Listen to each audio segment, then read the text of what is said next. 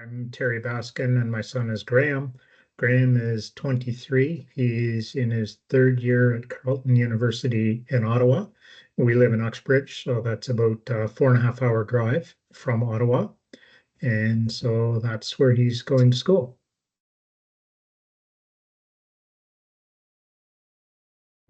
The Easter Seals camp, frankly, was pretty important because it was opportunity for him to be away from us and us to be away from him.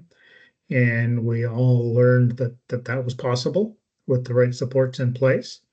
And so we certainly drew on that experience when we were planning for him to be away on a longer term basis. A couple of other things we did. There was I think a 5 day life skills workshop by Grandview Children's Center. And so students in high school at the time went and stayed in a residence at Durham College, and they had workshops and they did some cooking and they just again learned to be away from home and learned some of those basic life skills that would come in handy. Holland Bloorview also had a 1 day workshop on post-secondary, and we went to that, and that was helpful as well. That was more around administrative things and financial considerations and those sorts of things. So I think all of those things contributed to getting us to the point where we all felt it was time.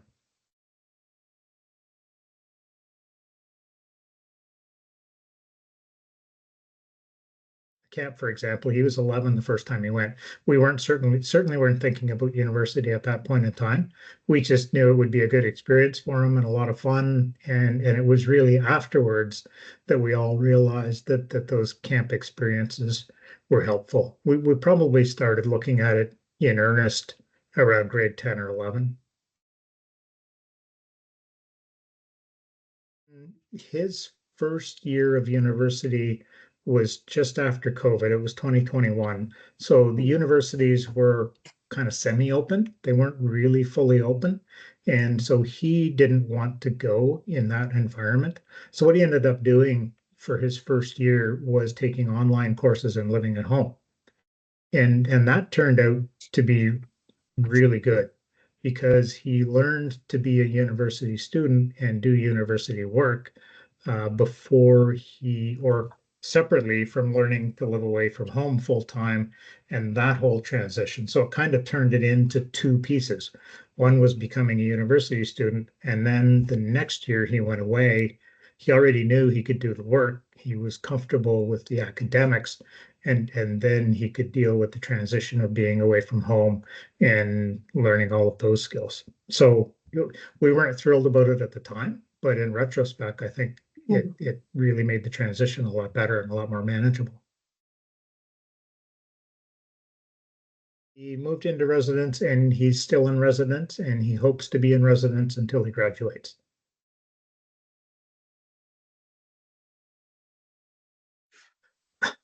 We looked at a few different universities, and Carleton was the one that was furthest away, which is the one he ended up picking. So we would have preferred something closer to home. So maybe we could, drop by for dinner on a Saturday night or something like that.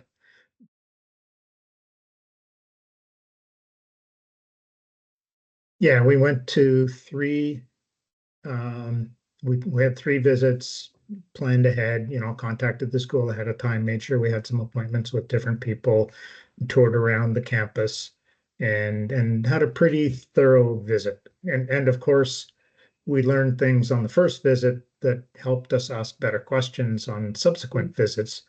But yes, we kind of spent the better part of a day at each one, really looking around and talking about, because there's the physical environment, and even questions about, well, how do you handle snow clearing?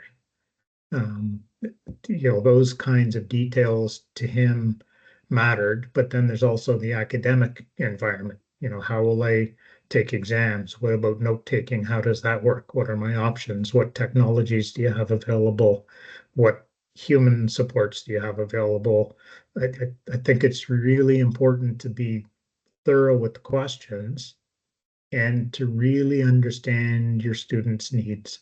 By then, and again, this goes back to camp experiences and other experiences away from home really gave Graham and us a chance to understand what enabled success for him and to look for those things in a school because every school is different. One school will offer a certain kind of support and another place will offer a different kind of support.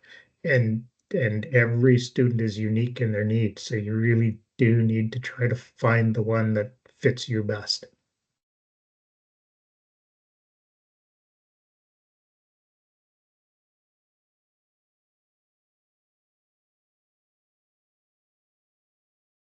Oh, I think again, it was just that merging of physical supports and academic and looking at technology. We had people show us different methods of note taking that we didn't even know existed. And I think it is important to meet with people at the schools who understand that. They're probably more advanced and more sophisticated than most high school students and most parents of high school students. So we certainly learned of some options that we didn't know about. And some of them didn't necessarily fit great for him, but it led to a lot of good conversations about, well, how are you going to take notes and how are you going to keep your records? And even to this, he's one of the few students probably on campus who has a printer in his room, but he likes to print out his notes and put them in a binder and study that way.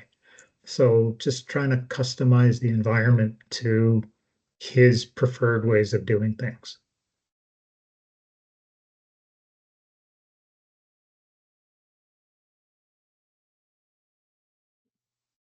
I think by and large, our expectations have been met. Note taking was a big concern because he writes very slowly. His keyboarding has become much better, so he is able to take notes that way, but he still finds it hard to take notes and use the keyboard and take notes and listen at the same time. That's an acquired skill. So one of his strategies is that he'll um, go back to his room right after a class and get the notes down while it's still fresh in his head. A lot of classes will offer a note taker. So he will get notes from that person. And certainly in his first year or two, that was very important because he's got a lot better at taking his own notes.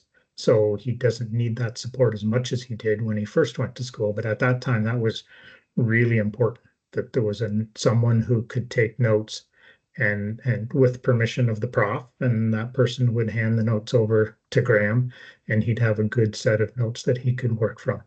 And I think that was specific to him and critical at that stage for him to be successful.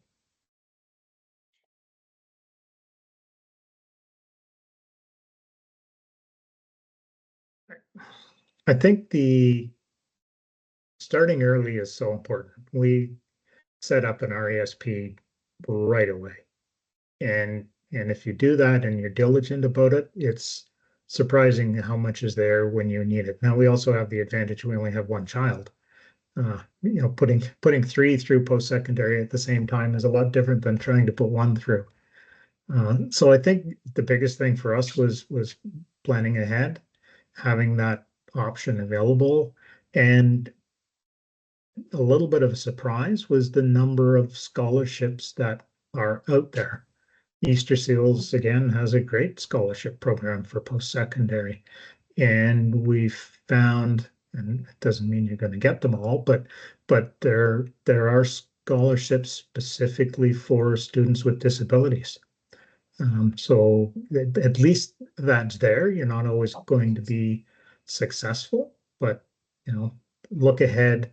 We found the dates snuck up on us a few times, so it is really important to, because they all have different due dates, to kind of have a plan for that and try and make sure you're ready. And then depending on the school, I know some students with disabilities who have had to arrange for PSW support to come in from off campus.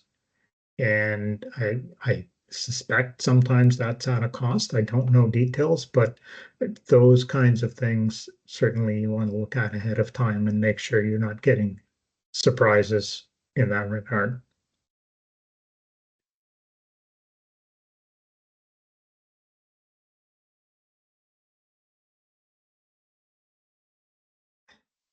Definitely go to the schools.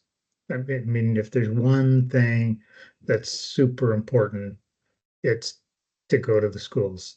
There were places that we thought would work well, and when we went there, we found some challenges that we didn't anticipate. And you can't see that on the website, and you can't see it on Google Maps. You've got to go there. So that was really, really important. And then I guess something for the high school student is just find opportunities to get out of the house and test your independence and stretch yourself, um, because it's probably going to lead to a good experience and feel good. But also I do think as you're shopping for a place to go, it's so important to know yourself and to know what you need and what you want and what's likely to make you successful. Um, and you're going to know that a lot better if you try a bunch of different things. The other thing I would say to any student is really become an advocate for yourself. And that's something to, you talk about preparation, get involved in things in high school, whether it's clubs or community activities, anywhere where you're out doing things and dealing with people where you're going to need to advocate for yourself, because that is really important. Every first class, he goes and talks to the prof after the class, introduces himself, talks about his situation, and and that just happened. We didn't, and it's one of those magical things that he took it on himself to do that, and it's been very, very effective because different profs will have different solutions, and some of them haven't been so great, and some of them have been really good. But to get that introduction and to make a plan with the prof and to kind of make them aware that if you see me doing this, here's why I'm doing that thing. That that's how I'm trying to learn the content, and they can develop strategies together. So try to find a general resource at the school. Some schools will offer it specifically to your question, Arlene, and definitely make contact with your profs, teachers, and talk to them about their specific course, because they all provide notes and lectures in slightly different ways.